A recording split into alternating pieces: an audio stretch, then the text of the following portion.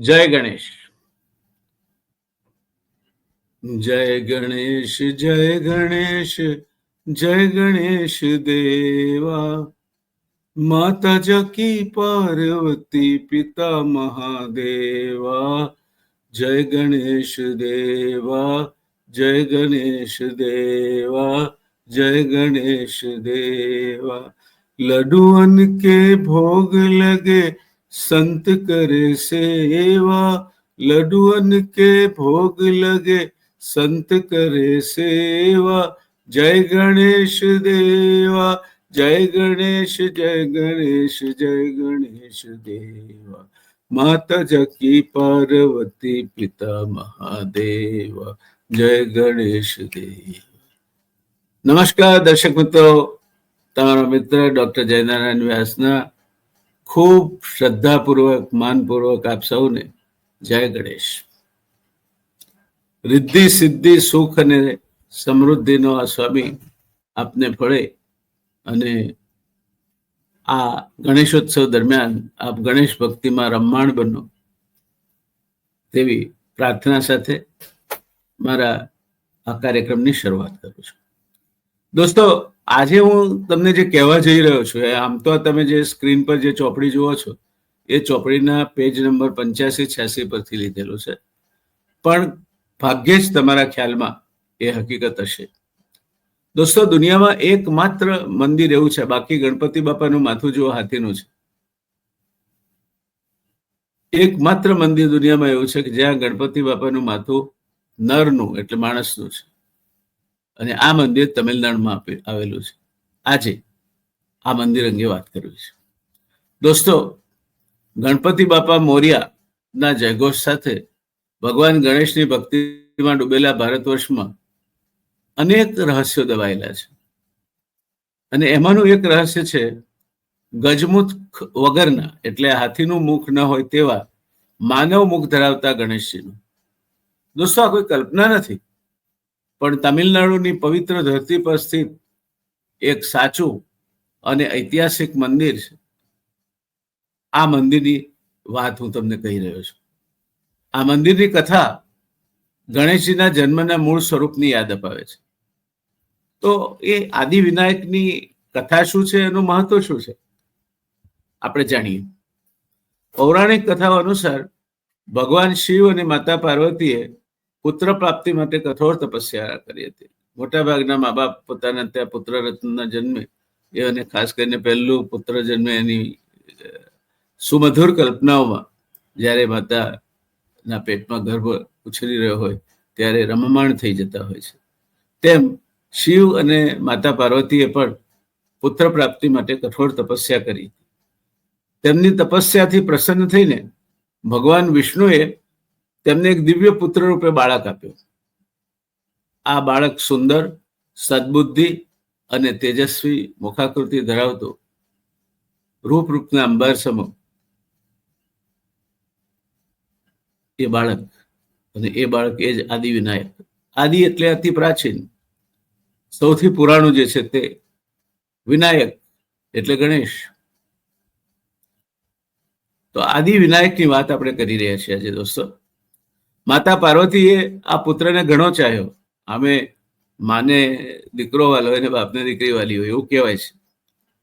જોકે સંતાનો બંનેને સરખા જ વાલા હોય છે, કારણ કે 10 આંગળી છે આપણે હાથની, 2 અંગૂઠા અને 8 આંગળી. કોઈ પાછા ભૂલ શોધવા વાળા હોય નહીં તો ગમે તેને કાપો તો લોહી નીકળે છે. એમ મા બાપના માટે દરેક સંતાન માટે સરખો જ પ્રેમ હોય છે. ક્યારેક એમાં ભરડોળ થતી જોવા મળે, પણ સરવાળે તો બધા સરખા. એટલે માતા પાર્વતી આ પુત્રને ઘણો ચાહ્યો, અને એક દિવસ જ્યારે માતા પાર્વતી સ્નાન કરવા ગયા ત્યારે એમણે આ બાળકને કહ્યું કે તું દ્વારપાળ બનીને ઊભો રહે, હું સ્નાન વિધિ પતાવી અને બહાર ના આવું ત્યાં સુધી અંદર કોઈને આવવા દેતો નહીં. કોઈ પણ અંદર ના આવે, તું જોઈ દે બેટા, તું દ્વારપાળ તરીકે ઉભો રહે. હવે બનવા કાળ તે બરાબર તે સમયે જ ભગવાન શિવ ત્યાં આવ્યા, પરંતુ પેલા બાળકે તેમને કહ્યું કે જાઓ, તમે અંદર નથી જઈ શકતા. શિવજી કે મને રોકે છે, આ ટેણિયું શું હેસિયત છે એને? કોના ઘરમાં જતો રોકે છે? મારા જ ઘરમાં. હું પાર્વતીને મળવા આવ્યો છું અને મને રોકે છે. અને શિવજીનું તો એવું છે, એ આશુતોષ પણ કહેવાય છે. બહુ જલ્દી પ્રસન્ન થઈ જાય, લોટો પાણી ચડવામાં પ્રસન્ન થઈ જાય. એક પારધી એક બીલીના ઝાડ પર બેઠો બેઠો રાહ જોતો હતો સવાર પડવાની, અને એમાં એ બીલીના પાન તોડીને નીચે નાખ્યા કરતો હતો. અને ત્યાં એક પુરાણો શિવલિંગ હતો, એના પર એ પાનનો અભિષેક થયા કર્યો. શિવજી એના પર પ્રસન્ન થયા. એટલે આશુતોષ કહેવાય. અને આશુરોષ પણ. ગુસ્સે ભરાય પછી કોઈ ના નહીં. કામદેવને બાળીને ભસ્મ કરી નાખ્યો. એના શું પરિણામો આવે એ પછી શિવના વિચારે. એટલે શિવજી ગુસ્સે થયા. માતા પાર્વતીના આ પુત્રે એમને કહ્યું કે તમે જે હોતે, મને મારી માએ સ્પષ્ટ આદેશ આપ્યો છે કે એ જ્યાં સુધી મને કહે નહીં ત્યાં સુધી મારે કોઈને ઘરમાં પ્રવેશવા દેવું નહીં. એટલે હું દ્વારપાળ તરીકે અહીં ઊભો છું. તમે કોણ છો? શિવજીને ઘણો ગુસ્સો થયો અને એનું મસ્તક એ બાળકનું એમણે છેદી નાખ્યું, તળથી અલગ કરી નાખ્યું. માતા પાર્વતીને જયારે ખબર પડી, બહાર આવ્યા અને ખબર પડી, માનું તો કાળજું ચિરાઈ જાય. કઈ માને પોતાનો દીકરો ફાટી પડે તે ગમે. તે ખૂબ નારાજ થયા, ક્રોધિત થયા, દુઃખી થયા. અને એમનો ક્રોધ શાંત કરવા માટે શિવજીએ એક હાથીના બચ્ચાનું મસ્તક લાવી એમના ગણો પાસે મંગાવ્યું. જે કોઈ પ્રાણી પહેલું મળે એનું મસ્તક લઈ આવજો. પહેલું હાથીનું બચ્ચું ભર્યું, તેનું મસ્તક કાપીને લઈ આવે અને એને આ બાળકના ધડ પર રોપીને એને ગજમસ્તક બનાવી દીધો. આ રીતે બાળક પુનઃજીવિત થયો. અને આપણે જે ગજમુખ ગણેશને જાણીએ છીએ, ગજાનંદ, આનંદ એટલે મુખ, ગજ એટલે હાથી, હાથી જેવું જેનું મુખ છે તે ગજાનંદ. એ ગજાનંદને આપણે ગણેશ તરીકે પૂજીએ છીએ. એ હાથીના માથાવાળા ગણેશજીનું સર્જન થયું. દોસ્તો, માન્યતા છે કે જે સ્થાને આ ઘટના બની, જ્યાં મૂળ માનવ મુખવાળા ગણેશની પૂજા થતી હતી, તે જ સ્થાન આજે આદિ વિનાયક મંદિર તરીકે પ્રખ્યાત છે. ઘણા મંદિરો છે ગણેશના પ્રસિદ્ધ હોય તેવા. તમે મુંબઈ જાઓ તો સિદ્ધિ વિનાયક છે, પુનામાં જાઓ તો દગડુ શેઠ હલવાઈના ગણપતિ છે, ઐઠોરમાં જાઓ ઉત્તર ગુજરાતમાં તો ત્યાં પણ દેવોએ સ્થાપિત ગણપતિજી છે. ઘણા ગણપતિજી પોતાના ચમત્કારિક પરચાઓ આપવા માટે અને ભક્તોની મનોવાંછિત ફળ આપવા માટે પૂજાય છે, જાણીતા છે, અને ભક્તોનો પ્રવાહ ત્યાં સદાય ઉમટતો રહે છે. ત્યારે આ સ્થળે જ્યાં આ ઘટના બની, જ્યાં શિવજીએ ત્રિશૂળથી પેલા બાળકનું મસ્તક છેદી નાખ્યું, ત્યાં મૂળ માનવ મુખવાળા ગણેશજીની પૂજા થતી હતી. તે સ્થાને આજે આદિ વિનાયક મંદિર તરીકે તમિલનાડુમાં ભક્તોને દર્શન કરવા જાય ત્યારે જે મૂર્તિ જોવા મળે છે, એના ઉપર હાથીનું માથું નથી, એના ઉપર માણસનું માથું છે. અને વિશ્વનું એકમાત્ર એવું મંદિર છે જ્યાં ગણેશજી આ સ્વરૂપે વિરાજમાન છે. બીજે બધે ગજ આનંદ, ગજ એટલે હાથી અને આનંદ એટલે મુખ, ગજાનંદ ગણેશ એ સ્વરૂપે વિરાજમાન છે. એટલે આ મૂર્તિને ગણેશજીનું મૂળ સ્વરૂપ અને પ્રથમ સ્વરૂપ, આદિનો અર્થ જ મૂળ અથવા પ્રથમ થાય, એ તરીકે ગણવામાં આવે છે. મંદિરનું સ્થાન અને વિશેષતાઓ શું છે એ વિશે કેટલીક વાતો કરી લઈએ. તો આ અનોખું મંદિર તમિલનાડુ રાજ્યના કરૂર જિલ્લામાં આવેલું છે. દક્ષિણ ભારતના પ્રવાસે જાઓ કે જવાનું થાય યાત્રાધામો હોય તો તમિલનાડુ રાજ્યના કરૂર જિલ્લામાં મંદિર આવેલું છે. તે કુથનુર શહેરથી માત્ર 7 થી 8 કિલોમીટરના અંતરે અને તિલ તર્પણપુરી અથવા થિલત્થરપનપુરી નામના ગામમાં સ્થિર છે. આ ગામનું નામ છે તિલ તર્પણપુરી.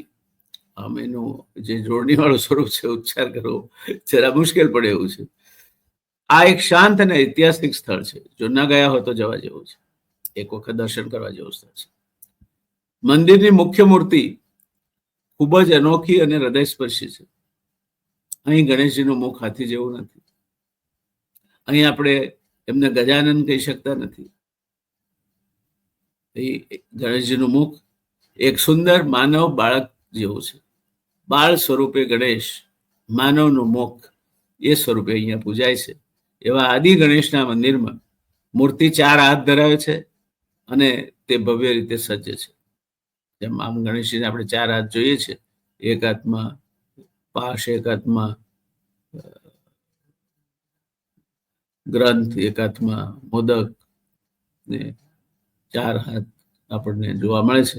એવું 4 હાથ વાળું આ સ્વરૂપ છે. જે માન્યતા આપણા અમદાવાદથી નજીક આવેલું ગણપતિનું જે તીર્થસ્થાન છે, તે સ્થળ માટે છે તેવી જ માન્યતા અહીં પ્રવર્તે છે. આ મૂર્તિ સ્વયંભૂ પ્રગટ થયેલી છે. આ જે મૂર્તિ છે મંદિરમાં, એ સ્વયંભૂ પ્રગટ થયેલી છે. મંદિરની વાસ્તુકલા પણ પારંપરિક દક્ષિણ ભારતીય શૈલીમાં બનાવવામાં આવી છે. સ્વાભાવિક છે, દક્ષિણ ભારત તો મંદિરોનો પ્રદેશ છે અને ત્યાંના મંદિરો ગોપુરમથી માંડીને એક એક વસ્તુની ઝીણવટભરી નકશીકામ અને કલા કારીગરી માટે જાણીતા છે. ત્યારે અહીંયા જેમ કોટ ગાંગડના ગણપતિની મેં વાત કરી, અમદાવાદથી નજીકનું સ્થળ કયું કોટ ગાંગડ, એ સ્વયંભૂ પ્રગટ થયેલી મૂર્તિ છે. એમ આ પણ સ્વયંભૂ પ્રગટ થયેલી મૂર્તિ છે અને મંદિરની વાસ્તુકલા જે છે એ પારંપરિક અને દક્ષિણ ભારતીય શૈલીમાં બનાવવામાં આવેલ છે. જે ગોપુરમ એટલે મંદિરનો ઊંચો દરવાજો જુઓ છો ને તમે, ગોપુરમ મંદિરનો ઊંચો દરવાજો સુંદર શિલ્પકારીથી સજ્જ છે. મંદિર પરિસરમાં અન્ય દેવતાની મૂર્તિઓ પણ સ્થાપિત છે. ગણપતિજી હોય ત્યાં અન્ય દેવતા તો હોય જ. ગણપતિ એ મહાદેવના પુત્ર છે. મહાદેવ અને દેવાધિદેવ પણ કહેવાય છે. એટલે ત્યાં અન્ય દેવતાઓની મૂર્તિઓ પણ સ્થાપિત છે. અહીંની ધાર્મિક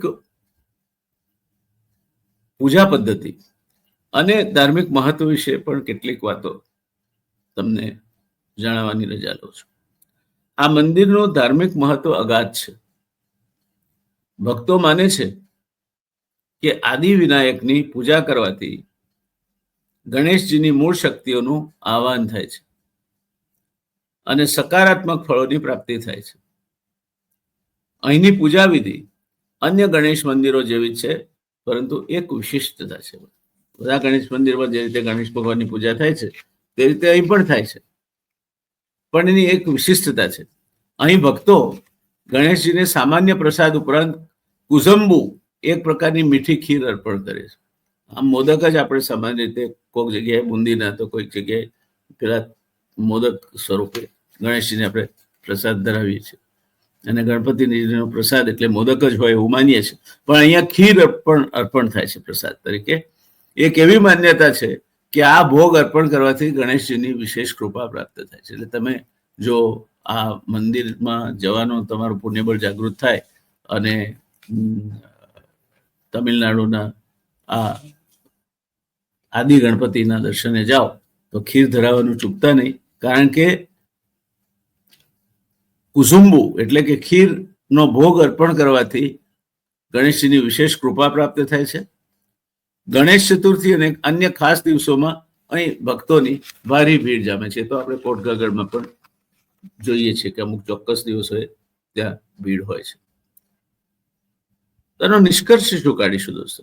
એનો નિષ્કર્ષ એ છે કે તિલતર પાનપુરીનું આદિ વિનાયક મંદિર ગણેશ ભક્તિનો એક અનન્ય અને અમૂલ્ય આધાર છે. આદિ વિનાયક છે એટલે અતિ પ્રાચીન છે, એમાં કોઈ શંકા નહીં. ગણેશજીનું માથું સબૂત હતું તે વખતનું, એટલે આ જે હાથીના માથાવાળા ગણપતિજી ને શિવજીએ હાથીનું માથું મૂકીને સજીવન કર્યા, તે પહેલાનું વિષ્ણુની કૃપાથી શિવ અને પાર્વતીને પ્રાપ્ત થયેલ સંતાન બાલ ગણેશના સ્વરૂપે ત્યાં ગણેશજી વિદ્યમાન છે અને એ ગણેશ ભક્તિનું એક અનન્ય અને અમૂલ્ય આધાર છે. તમે ગણેશ ભક્તિ કરતા હો અરે ગણેશને કોણ ના ભજે? કારણ કે એ તો સિદ્ધિ ને રિદ્ધિનો દેવ છે. એના પુત્રો લાભ અને શુભ છે. એના પગલા હંમેશા પૂજાય છે. મંદિરમાં તમે જેવા દાખલ થાવ એના દર્શન કર્યા વગર બીજા કોઈ દેવના દર્શન કરી શકાતા નથી, અને કરો તો એ ફરતા નથી. મંદિરમાં તમે કોઈ પણ શિવ મંદિરમાં જાઓ તો એક બાજુ ગણેશજી ને એક બાજુ હનુમાનજી તમને અચૂક જોવા મળશે.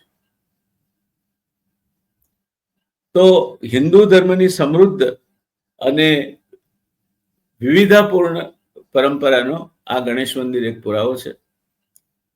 આ મંદિર એવી કથાને જીવંત રાખી રહ્યું છે કે ભગવાનની ભક્તિ માત્ર એક ચોક્કસ સ્વરૂપ સુધી મર્યાદિત નથી. આ ખૂબ અગત્યની વાત છે. ભગવાન તમે જે સ્વરૂપે જુઓ, તમને જે સ્વરૂપમાં ભગવાન દેખાય એ ભગવાન છે, અને નહીં તો એ પથ્થર છે. જેમ અખાવ ચાપકા મારતા કહે છે કે એક મૂર્ખને એવી ટેવ, પથ્થર એટલા પૂજે દેવ, તુલસી દેખી તોડે પાન, પાણી દેખી કરે સ્નાન. તો એ મૂર્ખના લક્ષણ છે. ભગવાન સાક્ષાત વિદ્યમાન છે, અને ભગવાન સાક્ષાત સ્વયં એ સ્વરૂપે આપની સમક્ષ હાજર છે. એ ભાવના તમારા મનમાં ન જાગૃત થાય તો કોઈ પણ દેવ દર્શન કરવાનો અથવા કોઈ પણ દેવની સન્મુખ ઉભા રહી અને હાથ જોડવાનો તમને કોઈ અધિકાર નથી. કારણ કે તમારું મન તો બીજે ભટકે છે. તમારું મન શંકા કુશંકાઓમાં પડ્યું છે. તમે હજુ પણ તમારી દ્વિધાઓમાં અટવાયેલા છો કે આ તો પથ્થર છે અને શું ફરક પડવાનો છે, આપણે ગમે તે કહીએ. એ આપે ત્યાં સુધી સારું. એક નાનકડું દ્રષ્ટાંત છે. એક મંદિરની બહાર, કદાચ ગણેશજીનું જ મંદિર હશે, એક મંદિરની બહાર એક હટ્ટો કટ્ટો વ્યક્તિ ભીખ માંગતો હતો. રોજ પોલીસવાળા એને હટાવીને રોજ એ પાછો આવે. તો એક દિવસ પોલીસવાળા એને કહ્યું કે ભાઈ તને શરમ નથી આવતી? ભગવાને તને આવું સરસ સુદૃઢ શરીર આપ્યું છે, હટ્ટો કટ્ટો માણસ છે, મજૂરી કેમ નથી કરતો? તું ભીખ કેમ માંગી ખાય છે? તને શરમ નથી આવતી ભીખ માંગતા? તને શરમ નથી આવતી લોકો સામે હાથ પસવારતા? ત્યારે એને જે જવાબ આપ્યો એ ગાંઠે બાંધવા જેવો છે. એને કહ્યું કે સાહેબ, હું તો પૈસો માંગુ છું, અને તે પણ કોઈ ખુશ થઈને આપે તો લઉં છું ને એમાંથી મારું ગુજરાન ચાલે છે. તે લાખો રૂપિયાની મને કોઈ આવક નથી થઈ જતી. પણ અંદર મારા કરતા મોટા ભિખારીઓ છે. કોઈને બંગલો જોઈએ છે, કોઈને ગાડી જોઈએ છે, કોઈને દીકરો જોઈએ છે, કોઈને ઝવેરાત જોઈએ છે, કોઈને વિદેશ જવું છે, કોઈને જમીન લેવી છે. અનેક પ્રકારની આસ્થાઓ લઈને મોટા અધિકારી બનવું છે, પ્રમોશન મેળવવું છે. ત્યાં મોટા મોટા ભિખારીઓ ભગવાનની મૂર્તિ સામે ઉભા રહી અને ભીખ માંગવાની હોડમાં પડ્યા છે. તમે મને શું કરવા કહો છો? તમે એમને તો કહી શકતા નથી. તમારા ખૂન ખૂન ઓર હમારા ખૂન પાની, એ બધા ભક્તો કહેવાય ને હું ભિખારી. હું તો દરેક માણસમાં ભગવાન જોઉં છું, માગું છું, અને જેનામાં ઈશ્વર કરુણા મૂકે છે, પ્રેરણા મૂકે છે, મને કંઈક આપે છે. પણ આ સાચા ભિખારીઓ, પ્રતિષ્ઠિત ભિખારીઓ જોવા હોય તો મંદિરની અંદર જ આવશે. પેલો પોલીસ વાળો હતી અને ત્યાંથી ચાલવા માંડ્યો. શું કે વાત સાચી છે? ભગવાન પાસે એક, હું પરીક્ષામાં પાસ થાવ ને મારી માં 5.25 આનાના પેંડા મંગાવે. એક વખતે 5.25 આનાની કિંમત હતી. પેંડા ખાસા આવતા 5.25 આના, પણ 5.25 આનાના મંગાવે.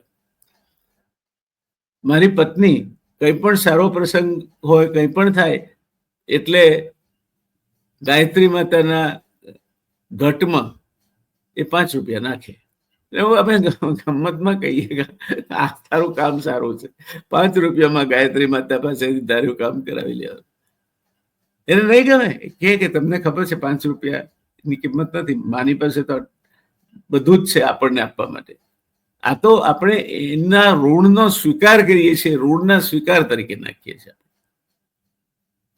આ દાનની ભાવનાથી નથી નાખતા, સમર્પણની ભાવનાથી નાખીએ છીએ. એટલે ભગવાનને જે અર્પણ થાય તે સમર્પણની ભાવનાથી અર્પણ થાય, ઉપકાર તરીકે નહીં કે મેં તો ભગવાનના 56 ભોગ ધરાવ્યા. ભાઈ, તારી સંપત્તિનો 0.0001% પણ એ નથી. એને વધારે ગણવું કે જે માણસ પાસે ગજવામાં 2 રૂપિયા છે એમાંથી 8 આના ભગવાનના થાળમાં મૂકે છે, એને વધારે ગણો? કોને વધારે ગણો? તો ધર્મઘટમાં 5 રૂપિયા નાખે મારી પત્ની, ભક્તિભાવપૂર્વક નાખે. અત્યારે મારી પુત્રવધુએ એ જ પ્રણાલી જાળવી રાખી છે. તમે સસ્તા ભાવે ગાયત્રી બાને મનાવવાના આ સારા કિમિયા કરો છો, પણ એમનો શ્રદ્ધાનો સવાલ છે. એમની શ્રદ્ધા છે, શ્રદ્ધા એમની ફળે અને ફળે છે, ફળી છે. એ મેં મારી નજરે જોયું છે કે મારા જેવા અડબોથ માણસ, જેને કહેવાય અડભંગ માણસ કહેવાય, એવા માણસનું ઘર સફળતાપૂર્વક ચાલ્યું. અને કોઈ દિવસ મેં ગજવામાં પાકીટ રાખ્યું નથી, પૈસાનો હિસાબ લખ્યો નથી, અને જે પૈસા ઘરે આપ્યા એનો હિસાબ પત્ની પાસે માંગ્યો નથી, અને બાળકોને આપ્યા એનો હિસાબ બાળકો પાસે નથી માંગ્યો. એવા માણસનું ઘર ક્યારે ચાલે? કારણ કે અમારા ઘરમાં પત્ની કે પુત્રવધુ સાક્ષાત લક્ષ્મી સ્વરૂપ આવે, અને એટલે અમે નભી જઈએ છીએ. નહીં તો જયનારાયણ વ્યાસની કોઈ હેસિયત છે તમારી સામે ગણપતિ બાપાના આટલા ગુણગાન કરવાની? તમે એને સાંભળો. પણ એની કૃપા છે તો બધું જ શક્ય છે, અને એની કૃપા નથી તો કશું જ શક્ય નથી. એટલે આ ભારતીય સંસ્કૃતિની એક વૈવિધ્યતાનો પુરાવો છે આ મંદિર. આ મંદિર એવી કથાને જીવંત રાખે છે કે ભગવાનની ભક્તિ માત્ર એક ચોક્કસ સ્વરૂપ સુધી મર્યાદિત નથી. તે તો એક અનંત અને સર્વવ્યાપી શક્તિ છે જે અનેક રૂપો ધારણ કરે છે. જુજવે રૂપ અનંત ભાષે. અને એટલે પ્રભુની પ્રાર્થના કરીએ ત્યારે પણ આપણે કહીએ છીએ, પ્રભો અંતર્યામી જીવન જીવના દીન શરણા, પિતા માતા બંધુ અનુપમ સખા હિત કરણા. કેટલા સ્વરૂપ! ભજન ગવાય ત્યારે એવું ગવાય છે કે હરિ તારા હજારો નામ, હરિ તારા હજારો નામ, કયા નમે લખવી કંકોતરી, કયા નમે લખવી કંકોતરી. એ તું તો રોજ રોજ બદલે મુકામ, તું તો રોજ રોજ બદલે મુકામ, કયા નમે લખવી કંકોતરી, કયા નમે લખવી કંકોતરી. હરિ તારા હજારો નામ, કયા નમે લખવી કંકોતરી, કયા નમે લખવી કંકોતરી. તો ગણપતિ બાપાના પણ અનેક નામ છે. ગણપતિ અથર્વશીર્ષ નો પાઠ આપણે કરીએ અને માત્ર 8 નામોના મહાત્મ્યનો પાઠ કરીએ, બધું સરખું જ છે. શ્રદ્ધા અગત્યની વસ્તુ છે. મન સ્થિર કરી જ્યારે તમે પ્રભુ ભક્તિમાં મન ભરોવો છો, ત્યારે તમે તમારા દિલમાં ભગવાનની મૂર્તને સ્થાપિત કરો છો, અને એ મૂર્ત એ તમે સ્વયં છો. અને એટલે જ કહ્યું છે કે આત્મા શું પરમાત્મા. જેમ તમે તમારામાં ભગવાનના દર્શન કરો તે રીતે બીજામાં પણ ભગવાનના દર્શન કરો. એને પીડો નહીં, દુભવો નહીં. ક્યારેક સહન કરવું પડે તો કરી લો. છેવટે નમ્યું તે ભગવાનને ગમ્યું. અમારી માએ કહેલા શબ્દો છે, નમ્યું તે ભગવાનને ગમ્યું. ભગવાનની પાસે અહંકાર લઈને જવાય નહીં કે મેં તો આટલો મોટો આજે મનોરથ કરી નાખ્યો ને 56 ભોગ ધરાવી દીધા. ના ભાઈ ના. એની કૃપા હતી માટે તમને આ સૂઝ્યું, એની કૃપા હતી માટે ગજવામાં ફદિયા હતા, અને એની કૃપા હતી માટે એની તમે આ ભક્તિ કરી શક્યા. ભગવાન ન ધારે ને. શિરડી સાંઈબાબાએ કહ્યું છે કે મારી ઈચ્છા હોય એને જ હું શિરડીમાં આવવા દઉં છું. મારી ઈચ્છા થાય ત્યારે ગમે તે વ્યક્તિને હું ચકલીના પગે દોરડી બાંધીને ખેંચી લાવે તેમ મારી પાસે ખેંચી લાવું છું. અને એ સાચી વાત છે.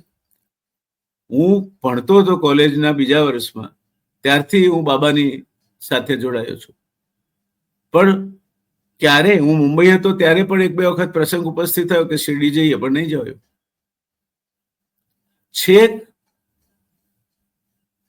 હું મંત્રી મટી ગયો, 2003ની કે 4ની સાલ હતી, અને મારા એક વખતના પર્સનલ સેક્રેટરી શ્રી દિલીપ રાવલ એ નવસારી કલેક્ટર તરીકે હતા, અને મારો એક કાર્યક્રમ હતો, અને વચ્ચે એક દિવસ ગેપ હતો. તો પૂછ્યું કે દિલીપ, આપણે શિરડી જવું અહીંથી તો કે સવારે જઈને સાંજે પાછા આવીએ. તો કાલે આપણે આ કાર્યક્રમ કરી નાખીએ. અને બાબાનો હુકમ થઈ ગયો. દિલીપે ત્યાં ઔરંગાબાદના કલેક્ટરને વાત કરી લીધી. અમે ધામધૂમથી ગયા, દર્શન કર્યા બાબાને, સરસ મજાના પ્રસાદ લીધો. કલેક્ટર સાહેબના મહેમાન હતા. એ છેક 1964 સાલથી આ જયનારાયણ વ્યાસ નામનો પોઠિયો બાબાની પ્રતિમા, બાબાનો ફોટો આજે પણ મારી સન્મુખ છે, મારી ઓફિસમાં એ રાખે. તો 1964 ને 36, 2000 અને બીજા 3 વર્ષ, 40 વર્ષે એને હુજ્યું કે આને દર્શન કરવા બોલાવી. ત્યાર પછી બીજી વાર હું જયારે યાત્રાધામ વિભાગનો મંત્રી હતો ત્યારે એકવાર દર્શન કર્યા. જિંદગીમાં આ દેહે 2 જ વખત બાબાના દરબારમાં હાજરી પુરાવી છે. પણ ના, એવું નથી. મેં સદૈવ બાબાની હાજરી, બાબાનો હાથ મારા માથે છે એવું અનુભવ્યું છે. અને એના અનેક પુરાવા છે મારી પાસે. એનું એક નામજોગ ઉદાહરણ તમને કહું. સિદ્ધપુરમાં સુનિલ ઠાકર કરીને એક પત્રકાર છે. એમના અત્યંત નજદીકના સગાને અહીંની એક બહુ મોટી હોસ્પિટલ, બેના નામ હું નથી કહેતો જાણી બુજીને, દાખલ કર્યા હતા અને ડોક્ટરો છૂટી પડ્યા હતા કે હવે લઈ જાઓ, સેવા કરો. ત્યારે એવું બન્યું કે મને પૂછવા આવ્યા કે હવે આનાથી આગળ કોઈ ડોક્ટરને બતાવી શકાય? તો મેં એમને કહ્યું કે ભાઈ, આ ડાક્ટરથી વધારે સારો આ ક્ષેત્રમાં કોઈ ડોક્ટર નથી. અને એ કહેતો હોય કે હવે આગળ કઈ થઈ શકે એમ નથી, તો પછી હરિની ઈચ્છા આપણે સ્વીકારવી નહીં. પણ હવે તમે જાઓ છો તો એક આ નાની ઉદીની એક ચપટી હું તમને આપું છું, લેતા જાઓ. આ કોઈ અંધશ્રદ્ધા પ્રસરાવવા માટે નથી કહેતો. પાછા અંધશ્રદ્ધા વિરોધી આંદોલનો કરતા લોકો મારા સામે ઉતરી ના પડ્યા, હકીકત બનેલી છે. એ મારી તો શ્રદ્ધાનો વિષય છે, એટલે હું બાબાની પ્રેરણાથી બનેલી છે એમ કહું છું. તમને નહીં હોય તો નહીં માનો, મને એ સામે કોઈ વાંધો નથી. અને સુનિલભાઈ લઈ ગયા એ ચપ અને એને પાણી સાથે પીવડાવી. સાહેબો, નહીં માનો તમે, આજે એ વ્યક્તિ મોટરસાયકલ ફેરવે છે, જેને ડોક્ટરોએ કહ્યું હતું કે હવે સેવા કરો, લઈ જાઓ. એટલે ભગવાન, દેવ મોટા નથી, આકીન મોટું છે. દેવ બડા નહીં, આકીન. આકીન એટલે યકીન, વિશ્વાસ મોટો છે. વિશ્વાસ રાખો તો નરસિંહ મહેતાની ઊંડી એનો છૂટકો જ નથી. સગાસા શેઠ બનીને સ્વીકારવા સિવાય, કુંવરબાઈનું મામેરું ભરવા સિવાય એનો છૂટકો જ નથી. ક્યાં નરસિંહ મહેતા પાસે મૂડી હતી તે આવું બધું કરવાના હતા? પણ એને ખબર હતી કે કરશે, બેઠો છે. શંકા નહોતી. સંશયાત્મા વિનશ્યતે. 2 વસ્તુ કઈ છે નીતિશાસ્ત્રમાં. એક છે સંશયાત્મા વિનશ્યતે, વારંવાર સંશય રાખીને કામ કરનાર વ્યક્તિ નાશ પામે છે. અને બીજી વાત કઈ છે, દીર્ઘસૂત્રી વિનશ્યતિ.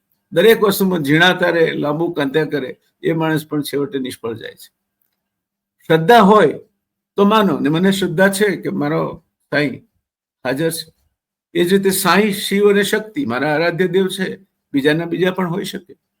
હું એમને માથું નમાવું છું. બીજાને બીજા ન હોઈ શકે એવું કહેવાનો, આ જ દેવ હોય આરાધ્ય બધાના, એ જ મોટા અને બાકીના બધા નકામા, એવું કહેવાનો કોઈ ઈરાદો નથી. વાલિયા લૂંટારા અને નારદજી રામ રામ રામનો જપ કરવાનું કહીને ગયેલા, તો ભૂલી ગયો અને એને જપ કર્યો મરા મરા મરા મરા મરા, તોય ભગવાન પ્રસન્ન થાય. કારણ કે પછી મરા મરા એક જ વાર આવે, પછી તો રામ થઈ જાય એમાંથી. એટલે તમે ભગવાન પાસે મરા મરા કરતા જાઓ ને તો એમાં રામ વસી જાય. સમજ્યા તમે? તો આપણે જયારે ગણપતિ બાપા મોરિયાનો જયઘોષ કરીએ, હવે ઘણાને તો એ પણ ખબર નથી કે ગણપતિ બાપા મોર પર કેમ, એમનું વાહન તો ઉંદર છે. મોરિયા શું કરવા? મોર પર બેસીને આવજો પાછા. કેમ? એ જલ્દી આવી શકો. કારણ કે ગણપતિ વિસર્જનમાં જે આપણે વિનંતી કરીએ છીએ ગણપતિને કે ગણપતિ ગેલે ગાવાલા, ગણપતિ એમના ઘરે પાછા ગયા. ચેન પડે ના આમાલા, અમને ચેન નથી. ગણપતિ ગેલે ગાવાલા, ચેન પડે ના અમારા. બાપા મોરિયા રે, બાપા મોરિયા રે, ગણપતિ બાપા મોરિયા, પુढच्या वर्षी लवकरिया लवकरिया लवकरिया, हो बापा मोरिया रे, बापा मोरिया रे, बापा मोरिया. પાછો આ ઉંદરડા પર બે નહીં આવતો, પાછો આવે ત્યારે મોર પર આવે એટલે સમદીન તારું પ્લેન લેન્ડ થઈ જાય. અને કેવું ગણેશ ચતુર્થીના દિવસે લેન્ડ થઈ ગયું ને, ક્યાં જ અનંત ચતુર્થી આવી જશે એ ખબર નહીં. પછી આપણે એ કહેવાનું ભૂલી ગયા પાછું કે તું આવજે મોર ઉપર, પણ પછી ઉંદર પર બેસી જજે, એટલે ધીરે ધીરે તારો સમય જાય. તો ગણપતિ બાપા મોર પર બેહીને આવ્યા, મોર પર બેહીને આ 14 વિદાય થઈ જશે. જીવનમાં સૌથી ગમતી ઘટનાઓ કાયમ આપણી સાથે રહે એવું નથી બનતું. માનવ જીવનની ઘટમાળ હંમેશા ક્યાંક સુખ, ક્યાંક દુઃખ, ક્યાંક લાગણી, ક્યાંક લાગણીને ઠેસ વાગે તેવા બનાવો એનાથી ભરેલું રહે છે. બને તો આપણે કોઈકના સુખનું કારણ બનવું, દુઃખનું નહીં. બને તો આપણે કોઈના માટે મીઠાશનું કારણ બનવું, ગણપતિ બનવું, મોદકનો પ્રસાદ આપવો, કડવાશનો નહીં. એટલે જ્યારે ગણપતિ બાપા મોરિયાનો જયઘોષ થાય ત્યારે યાદ રાખો કે આપણા પ્રિય વિઘ્નહર્તાની યાત્રા એક માનવ મુખવાળા સુંદર બાળક તરીકે શરૂ થઈ હતી, જે આજે પણ તમિલનાડુની પવિત્ર ધરતી પર ભક્તોને આશીર્વાદ આપતા બિરાજી રહ્યા છે. જય આદિ વિનાયક, જય ગણપતિ બાપા. સરસ મજાની વાત થઈ ગયા છે. નાની નાની વાતમાંથી આપણે આનંદ મેળવવાનો પ્રયત્ન કરીએ છીએ. આપણી પાસે જ્ઞાન તો છે જ નહીં. હંમેશા યાદ રાખો દોસ્તો, ભક્તિહીનમ ક્રિયાહીનમ બુદ્ધિહીનમ સુરેશ્વર. મારી પાસે ભક્તિ નથી, કર્મકાંડ કે ક્રિયાનું જ્ઞાન નથી, હું કોઈ મોટો પંડિત નથી. ભક્તિહીનમ ક્રિયાહીનમ બુદ્ધિહીનમ સુરેશ્વર. બુદ્ધિ તો છે જ નહીં. તમારી માએ કહેતી હતી મને કે તારામાં બુદ્ધિ નામનો છાંટો નથી. અને ક્યારેક ગમતમાં મારી પત્ની પણ કહેતી હતી કે બધાને બુદ્ધિ વેચાતી છે, ત્યારે તમે ક્રિકેટ રમવા ગયા. સાચી વાત છે. બુદ્ધિ બહુ બુદ્ધિશાળી થવામાં માલ પણ નથી. એટલે ભગવાનને તો નમ્ર થઈને જ એને એની સામે ઉભા રહેવાય. ભક્તિહીનમ ક્રિયાહીનમ બુદ્ધિહીનમ સુરેશ્વર યત કૃપા મયા દત્તમ. હું આ તને આપું છું, તારી કૃપાથી મને મળેલું, તારું તુજને અર્પણ કરું છું. ગ્રહણી પરમેશ્વર, તું મોટું મન રાખીને એને સ્વીકારી લેજે. આ તારું પુન તેરે દ્વાર કરું છું. જે મને તે શીખવાડ્યું, જે મારી માએ કથાઓ રૂપે મને કહ્યું, જે મેં સાંભળ્યું, જે વાંચ્યું, જે લખ્યું, એ આ સૌથી મોટો લેખક એટલે ગણપતિજી. અને હું એ પરંપરાનો ઉપાસક છું. હું લખું છું. ગણપતિજીએ મહાભારત લખ્યું, આપણું એ ગજું નથી. કારણ કે એમને વેદવ્યાસ મુનિ જેવા સમર્થ જ્ઞાની પુરુષ લખાવતા. આપણે તો આ જ્ઞાની, આપણે ને અજ્ઞાની, આપણે જે આવે તે દીધે રાખો. આમાંથી જે ગમતું હોય તે ગ્રહણ કરજો, ના ગમતું હોય તે મારી ઉણપ સમજીને મને માફ કરજો. નમ્રતાપૂર્વક તમને કહું છું કે આ આખી યાત્રા પહેલા શિવજીની, હવે ગણેશજીની, ત્યાર પછી નવરાત્રિમાં શક્તિ માતાની, પછી દિવાળીના ઉત્સવોના મહાત્મની તમારા સામે હું એટલા માટે લઈને આવું છું કે હું તો બુદ્ધિ વગરનો માણસ છું. ધર્મ ધુરંધર પણ નથી. સનાતન ધર્મ વિશે મારું જ્ઞાન અજ્ઞાન જેટલું વિશાળ છે. સાવ સાદો સીધો સરળ માણસ છું. હા, એક વસ્તુ ચોક્કસ કહી શકું કે મેં ક્યારેય કોઈને છેતર્યા નથી. એક વખત બોલ્યો તે પાડ્યું છે. અને મારી લાગણીઓ કે ભાવનાઓને छिपाવીને કોઈને મીઠા થતા મને આવડતું નથી, કારણ કે એ છેતરપિંડી છે. અને એ પ્રતાપ આ અમારા બધા આરાધ્ય દેવોનો છે. તમે જો મને કેટલા બધા આરાધ્ય દેવોનો, પાછળ મહાદેવજી બાપા બેઠા છે, સરસ્વતીમાં વીણાવાદિની બેઠી છે, આ બાજુ ભગવાન બુદ્ધ બેઠા છે, આ બાજુ ગણપતિ દાદા છે, પાછળ મહાન માણસો, મહાન પુરુષો જે દેવ સ્વરૂપ ગણી શકાય, પૂજ્ય બાપુ, સરદાર સાહેબ, કેટલાની મને સંગત છે. કેટલાક લોકો, એટલે આ જયનારાયણ વ્યાસ પછી બધું આવે છે ક્યાંથી? આ બધી સંગત તેવી અસર. તમે જેવી સંગત કરો તેવી અસર થાય, એનાથી કુસંગતનું અસર ન થાય. એવું કહ્યું છે ને કે ચંદન વિશ્વ વ્યાપક નહીં, લિપટે રહે ભુજંગ. ચંદનના ઝાડને આજુબાજુ ભયંકર વિશાળ ઝેરી સાપ વીંટળાયેલા રહે છે, છતાં ચંદનને ઝેર નથી લાગતું. એ ચંદનનો ગુણ ચંદન નથી છોડતું. શીતળતા આપવાનો ગુણ ચંદ્રમા નથી છોડતું. તો માણસ તરીકેનો ગુણ માણસે શું કરવા છોડ્યો? બસ આજ તો આરાધના છે, આજ તો ઉપાસના છે. અને આ ન કરો તો કોઈ વ્રત તપ કે જપ કરવાનો કોઈ અર્થ નથી. તો આજે દોસ્તો આટલેથી અટકીએ. ગણેશ બાપાની પ્રાર્થના કરીએ. વિઘ્નેશ્વરાય વરદાય સુરપ્રિયાય લંબોદરાય સકલાય જગદ્દિતાય. પછી તમે બોલી લેજો. ના બોલી જ. આ તો 8મા ધોરણમાં અમારે ચાલતું હતું સંસ્કૃતમાં, ભૂલી નથી ગયો. વિઘ્નેશ્વરાય વરદાય સુરપ્રિયાય લંબોદરાય સકલાય જગદ્દિતાય નાગાનનાય શ્રુતિયજ્ઞ વિભૂષિતાય ગૌરી સુતાય ગણનાથ નમો નમસ્તે. ભગવાન ગણેશજીને અને એ સ્વરૂપે આપ સૌમાં બિરાજી રહેલા પરમ પરમાત્મા ઈશ્વરને હું વંદન કરું છું. જય હો, જય હો, જય હો. જય ગણેશ, જય ગણેશ, જય ગણેશ.